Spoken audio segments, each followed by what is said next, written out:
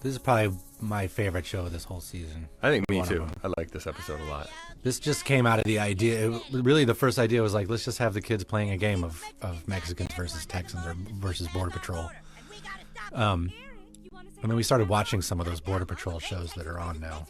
God damn it. And then it's like, yeah, watching any show that like makes cops and stuff look cool, like I get really bummed out on. Not because I don't like cops, but because it's just the cops working together with TV producers, working together with advertisers doesn't seem like a good trinity. Yeah. It's just always, and we've done a couple of shows that kind of make fun of that trinity, but there's Border Wars, right? Yeah. There's another one. There's DEA, which is kind of similar. And then we also were talking about immigration, and I read this thing about how immigration is actually a decade low right now, immigration from Mexico, that because of a ton of really, serious reasons. There's like a lot less immigration right now, and then at the same time you have these shows. It's like immigration's a big problem, and it's like it's completely at odds with the reality. So I mean that's how we started talking about the Mexicans going back. It became kind of that scene where the Border Patrol agent are watching the wrong way, and then they get confused about what the hell they're supposed to do. And then when we thought that Butters was going to keep playing the game and just be a little Mexican, and we saw that, we're like, oh, what's butter in Spanish? And when you saw it was mantequilla, we're like, oh, that's perfect. Yeah, because Butters is like a little like, hey Butter, like a little cute name, but mantequilla sounds like kind of noble. It sounds like Montezuma or something. It sounds like a big noble guy. And this Mexican work song is a little song I wrote like 6 years ago. I think I was in Hawaii, and I was playing some little like xylophone thing and for some reason this little tune came to my head. I never thought it would end up in South Park, but it did. In Mexican work. Yeah.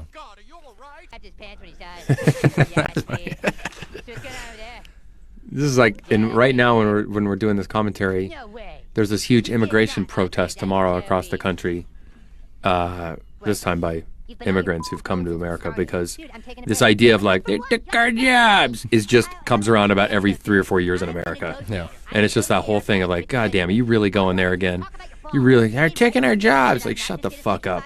Every 3 years somebody brings it up and it just like gets to be a big thing and then it kind of goes away. So that's right. You know what that makes me realize? It's like every 2 years this happens. We came up with they took our jobs on the retreat a year before this one. Remember, it was the one with Norman Lear in Arizona. Yeah. And that's where we first came up with they took our jobs. And so we actually came up with this idea like a year before and spent a year trying to figure out how to do it without news beats. And then finally just did it. Just had to be the news beats. They took our jobs. Carmen, just keep your mouth shut. Yeah. There it is. Here we go. And now it's going to be news beats for about 3 minutes now. And we tried to, interject other things in between news beats, but it just didn't work. You know what? People like watching the news. Yeah, I mean, what the hell? You watch news for half an hour. This is only like 4 minutes.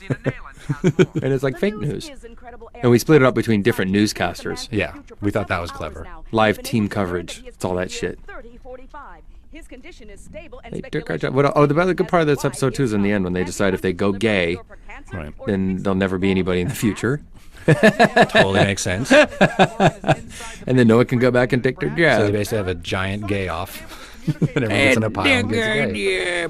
There's also a lot of kind of back and forth on how the humans from the future would look, and that's our kind of, well, everyone's going to be kind of sort of brown. Right. There won't be any races There anymore. won't be any races, and everyone will be breed. hairless. Yeah. And that's what we'll all look like in the future. But it does make perfect sense, because I do think everyone's probably going to be broke in the future. Broke and bald And wearing jumpsuits. Although you're supposed to be wearing jumpsuits now. When I watch movies they made in the 60s and they show, the year 2006, there were always we did jumpsuits. we did the Little Future beat in this, didn't we? Yeah. Yeah, we ended up doing that. We had a whole bunch of story that happened in Little Future. Yeah, we had a lot of ideas for that. We could have made a feature out of this. So, Fat Button Pancake Head came from sort of two ideas. I remember we were in the writer's retreat and we had the idea of, I started doing Cartman with the little, Spanish hand puppet guy thing.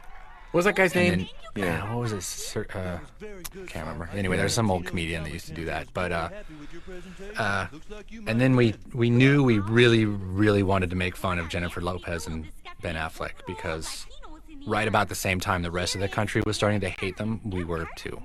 So we thought it would be a perfect thing to get on the air. It took a while to get the hand animation right on this. Sometimes the South Park looking the way it does and being sort of as simplistic as it is, it kind of gets hard when you want to do little things like that. It's kind of like that stupid thing. How do you do it and still make it look like it belongs in South Park?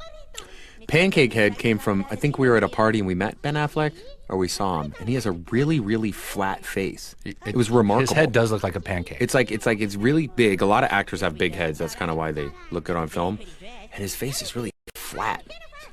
So we call it pancake head. If you notice in Ben Affleck movies, they never show him profile because his head is completely flat, actually. He can only be shot from And straight Jennifer on. Lopez has a great ass, but we just call her Fat Butt just because that was funnier. It's going to be super fat any minute now. I'm sure of that. And in this episode, there's a point when Ben Affleck falls in love. Well, he's in love with Jennifer Lopez, but he can't tell the difference between Cartman's hand puppet and the real Jennifer Lopez. They go on a convertible ride, and basically Cartman jacks off Ben Affleck. Yeah. And I'm surprised standards let us do it. I'm surprised legal let us do it.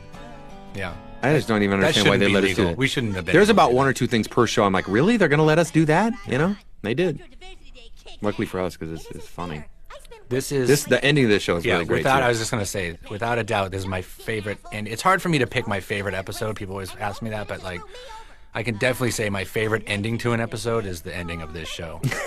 It's just so messed up. It's so surreal. You don't even really know whether Cartman's lying or not. Mitch Connor. Yeah, it's Mitch Connor. He's been on the run. He's sick of running. It's like this whole other story comes into play 1.5 minutes before the end of the show. Although this episode actually did come full circle. This was one of those, there's many times where doing South Park, there's many times where doing South Park is just so awesome, and this show was one of them. When about 5 months later, we heard from some friends that were on a set of a Jennifer Lopez movie she was doing, and they said that when she would walk by, some of the lower like the PAs and the grips would go, "Ooh, tacos! I love tacos!" And that she got so mad and had to fire people, but it just kind of kept she kept hearing it in the distance, like people saying stuff from this episode, and that made me so happy. Yeah. Latin people get pissed off when you mistake them for the other, because she's Puerto Rican, right? That was part of it too. But who cares, right? Yeah, I think that's the funniest part of it.